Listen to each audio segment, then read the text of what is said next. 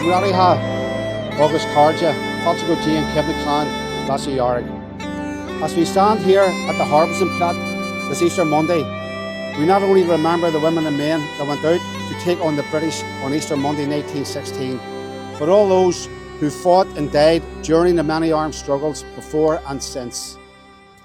As Irish Republicans and internationalists, we stand in solidarity with many countries and their people who fight against the scourge of imperialism, most notably the US and their Zionist allies. Those war criminals continue to wreak havoc in countries through bombings, shootings and starvation. In this country, thousands regularly take to the streets in support of those being oppressed, whilst the great and the good in Leinster House and Stormont either tut-tut or keep their heads down.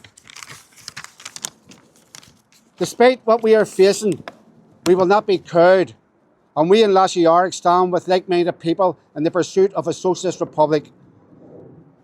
To others, that may be a pipe dream, but we wouldn't be standing here today if we thought so.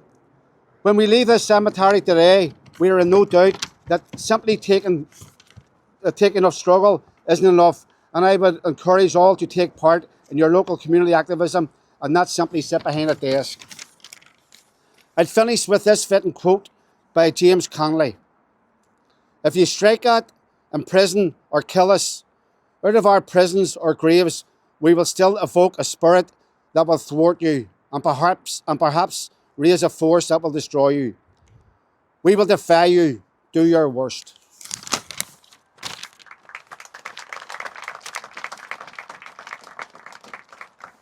We will now have a wreath laid on behalf of Lasair Dhearg.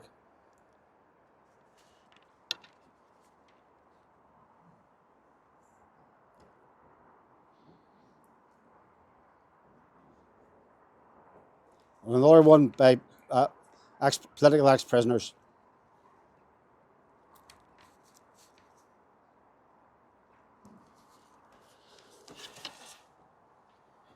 A lament will now be played by the piper during the lower of the flags by the colour party.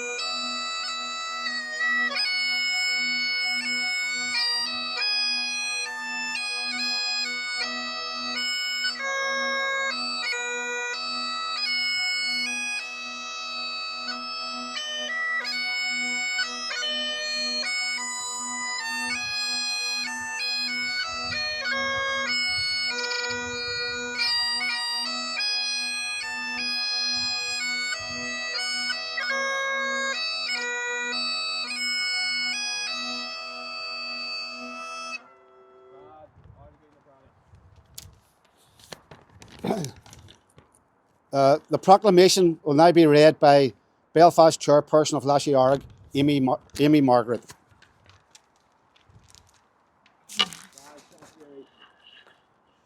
Púlblach na hÉireann, the Provisional Government of the Irish Republic, to the people of Ireland. Irish men and Irish women, in the name of God and of the dead generations from which she receives her old tradition of nationhood, Ireland, through us, summons her children to her flag and strikes for her freedom. Having organised and trained her manhood through her secret revolutionary organisation, the Irish Republican Brotherhood, and through her open military organisations, the Irish Volunteers and the Irish Citizen Army. Having patiently perfected her discipline, having resolutely waited for the right moment to reveal itself, she now seizes that moment and, supported by her exiled children in America and by gallant allies in Europe, but relying in the first on her own strength, she strikes in full confidence of victory. We declare the right of the people of Ireland to the ownership of Ireland and to the unfettered control of Irish destinies, to be sovereign and indefeasible. The long usurpation of that right by a foreign people and government has not extinguished the right, nor can it ever be extinguished except by the destruction of the Irish people. In every generation, the Irish people have asserted their right to national freedom and sovereignty. 6 times during the past 300 years, they have asserted it in arms. Standing on that fundamental right, and again asserting it in arms in the face of the world, we hereby proclaim the Irish Republic as a sovereign, independent state, and we pledge our lives and the lives of our comrades in arms to the cause of its freedom, of its welfare, and of its exaltation among the nations. The Irish Republic is entitled to and hereby claims the allegiance of every Irish man and Irish woman. The Republic guarantees religious and civil liberty, equal rights and equal opportunities to all its citizens, and declares its resolve to pursue the happiness and prosperity of the whole nation and of all its parts, cherishing all of the children of the nation equally, and oblivious of the difference carefully fostered by an alien government, which have divided a minority from the majority in the past. Until our arms have brought us the opportune moment for the establishment of a permanent national government, representative of the whole people of Ireland, and elected by the suffrages of all her men and women, the provisional government hereby constituted will administer the civil and military affairs of the Republic in trust for the people. We place the cause of the Irish Republic under the protection of the Most High God, whose blessing we evoke upon our arms, and we pray that no one who serves that cause will dishonour it by cowardice, inhumanity, or rapine. In this supreme hour, the Irish nation must, by its valour and discipline, and by the readiness of its children to sacrifice themselves for a common good, prove itself worthy of the august destiny to which it is called. Signed on behalf of the Provisional Government, Thomas J. Clarke, Sean McDermott, Thomas McDonough, P.H. Pearce, Eamon Ceannt, James Connolly, Joseph Plunkett.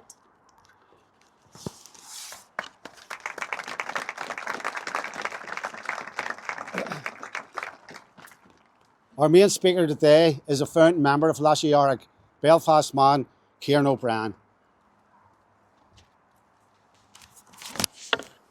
Cárdia agus Commemoration is more honour due I can cancel show on you. I feel greatly honoured to have been asked by my comrades in Lasair Dhearg to address you here today. Better people than me have stood by the gravesides here and across the country of great Fenians and other Republican dead on this date and beyond. People who are not just activists, but freedom fighters, political prisoners, and revolutionaries of the highest calibre. One such figure was Pádraic Pearse, who, when standing over the grave of that great Fenian, Jeremiah O'Donovan Rossa in 1915, questioned why he should speak and not another who served in Rossa's youth, struggle and suffering with him. He answered, "It is perhaps that I be taken as speaking on behalf of a new generation that has been rebaptised in that Fenian faith and who has accepted the responsibility of carrying out that Fenian programme." Now, I'm certainly no Pádraic Pearse, but I hold no greater boast in my life than to say I'm a founding member of Lasair Dhearg and an active Republican for over a decade. So if you will take me in that same vein as Pearse, that I may speak to you today on behalf of our young movement, a new generation, seeped in the Socialist-Republican tradition, who are up to that responsibility. It has often been said, even by us, that republicanism right now exists in the weakest state it has ever been. It is true, a proud and revolutionary movement, capable of not just defending its people, but challenging the might of the British state here and abroad, armed not just with weapons, but with ingenuity, has now been wholly subsumed into the British imperialist apparatus, nullified, pacified, lured into the cul-de-sac of constitutional nationalism like many erstwhile Republicans before them. They drape themselves in Republican lineage and evoke the names of our martyrs to give their politics credence. Some believe the best years of their struggle are like Kevlar to criticism, carte blanche to now tread a different path. You're too young to understand, they've told us. You've never lived it. You should be more grateful for the peace that we've given you, I've been told. We understand this much. James Connolly was not shot in a chair for a chance to administer British rule in Ireland. Bobby Sands didn't die on hunger strike, so his former comrades could build property empires and business portfolios. And Mairead Farrell wasn't gunned down by the SAS, so we have a space to stand at British war memorials and shake the hands of monarchs. Peace cannot just mean a mere absence of war. Peace only comes through freedom, and an Ireland unfree shall never be at peace. An old comrade once told me, "You're only as good as your last day out." If this is so, then it's up to us, a new generation, to rebuild republicanism. The mantle no longer rests with those people. They have disgraced it. They have diluted our demands for our struggle and asked us now to march onwards in blind faith like lemmings towards a border poll that is neither promised nor guaranteed. For us, There is nothing new about an Ireland whereby your eviction is stamped with a harp and not a crown. There is nothing shared about an Ireland that lets supremacist marches and symbols trample over people's dignity. And unless you evict the capitalist class from Ireland, the only thing you will have united is Ireland under a new occupation, wherein its economic diktats come from Brussels and its war machine from Washington. As Connolly said, an Irish Republic will never be realised except by a revolutionary party that proceeds upon the premise that the capitalist and landlord classes in Ireland are the criminal accomplices of the British government in the enslavement and subjugation of this nation.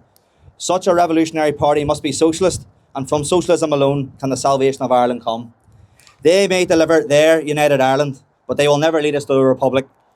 And if their strategy fails, what's next? Will they convince us to try again in another few years, condemn more subsequent generations to live in a sectarian statelet and a nation governed by landlords and sycophants? Republicanism will need to have a prepared answer. And we begin writing that answer by rebuilding republicanism back to a credible political force, as red as it is green. This is the task at hand, and we intend to do our part. What must be built is a movement prepared to do what is needed when dealing with the reactionary and fascist elements infiltrating our communities, not merely standing on opposite pavements shouting slogans, but being prepared to speak to fascists in the only language they understand, the same very language they use to terrorise migrants and refugees. These fascists and their organisers must be hammered from our communities like the cancer they are and sent away in those imaginary boats they so desperately cry about. It must be a movement prepared to do the work to reclaim the labour movement from liberals and careerists and bring trade unions and tenant movements back into the fold for the national struggle for liberation, creating unions that seek no compromise between the rights of workers and tenants with the so-called business rights of owners and landlords. Our movement must be international in outlook, but national in action. Our solidarity must be genuine, offering material support for the anti-imperialist causes of the world, not just lofty words and flag waving on white lines and campuses. This means taking the necessary action to dismantle Ireland's own role in the international framework of imperialism, targeting local factories and businesses that profit from the exploitation of colonised nations all across the world. In the face of global imperialism, Ireland and its people can never remain neutral. We are either on the side of the oppressed or the oppressor. Our support must rest with the anti-imperialist movements of the world currently countering British, Zionist and Yankee aggression across the globe, from Cuba to Iran, by any means necessary. We are seeing the death rattles of the US empire. May they meet in Iran what they found in Vietnam. For the world, we all the better for it. But ultimately, the greatest thing we can do for our comrades in Iran, Palestine, Cuba, Venezuela and elsewhere is fight for a socialist republic here in Ireland. An Ireland free from all imperialism, British, Yankee, European, creating an Ireland that would become a beacon for all oppressed people everywhere, like Cuba, not just another cog in the international framework of imperialism and the destruction of our planet. This must be the contribution to the global struggle for freedom. Republicanism has always existed as the most radical trend on this island, never shying away from the methods needed to complete the objective. Knowing all the risks and sacrifices that may come with it, Republicans did the job as required.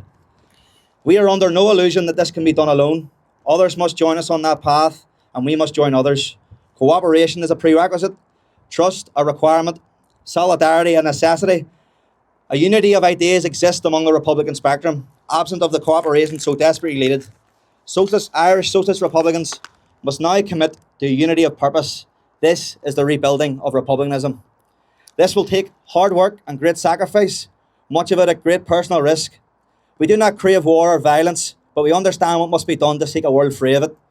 The path to a socialist republic will not be easy, but if it was easy, they wouldn't call it a struggle. I know this because we are already building that movement, and I can wholeheartedly say that although we are still far from where we need to be, I believe we are in a much better position than we were 10 years ago. I have more optimism now and hope that the mantle of Republican is being passed to a better generation who will become that risen people and finally write Emmett's long-awaited epitaph. I would ask you all here today, as you leave, to reflect on the past year. Ask yourself, what more can I do? When we meet here again next year, if we can all say that we give 1% more to the building of a movement worthy of the rebel women and men of 1916, republicanism will be all the better for it. No part is too big or too small, no sacrifice unworthy. The old world is dying, the new struggles to be born. Join us in that struggle.